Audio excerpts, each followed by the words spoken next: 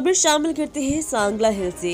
बच्चे बराए फरोख्त। जी बिल्कुल, सांगला हिल के नवाही गांव हमराजपुरा का रिहायशी अब्दुर्रज़ाक नामी शख्स महंगाई से तंग आकर अपने 2 बच्चों को बेचने पर मजबूर हो गया। तफसीलात के मुताबिक सांगला हिल के नवाही गांव हमराजपुरा का रिहायशी अब्दुर्रज़ाक नामी शख्स जो कि पेट्रोल पंप पर मजदूरी करता है, आज रोज बढ़ती हुई महंगाई से तंग आकर अपने 2 बच्चों जिनकी उम्र तकरीबन 14 से 16 साल बताई जाती है लेकर मुस्लिम लीग नून की तरफ से महंगाई के खिलाफ निकाली गई रैली में पहुंच गया और रो रो कर महंगाई के खिलाफ दुहाइयां देता रहा। उसका कहना था कि 4 से 500 रुपये रोजाना कमाता हूं, अपने बच्चों को कैसे 2 वक्त की रोटी खिला सकता हूं।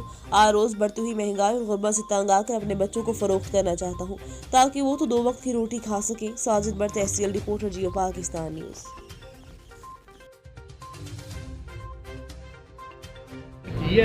नहीं सर, किस सर लोगों का अपना नहीं पेट पलता तो मेरे बच्चे किन्ने लैने हैं जी।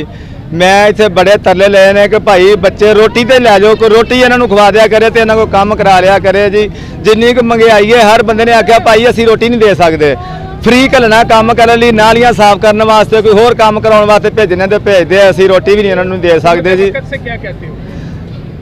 घूमत नूं सर जी मैं की कहना, जिन्नी क महंगाई इन्होंने कर छड़ी है, गरीब आदमी है, होर साल कट जाएगा, 2 साल कट जाएगा, बदवा में देनिया ना। जिमें हुण मैं 3-4 बच्चे लैके आ गया वेचण वास्ते, आपे लोग होर भी आ जाएंगे ना। साडे पैरी कोई जुत्ती चजदी ना, कोई हुण 300-400-500 रुपया मेरा बनता वा। मैं हुण 140 रुपये किलो दुध कित्थों लैके इन्होंने पियावां।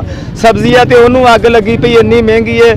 सवेरे पैदल आउणा तो पैदल शाम नूं जनाब जाना वा सारी दिहाड़ी। जिन्नी ये महंगाई हो गई है, सानूं तो मर जाना चाहिए गरीबां नूं। बहुत जुल्म हो रहा जी।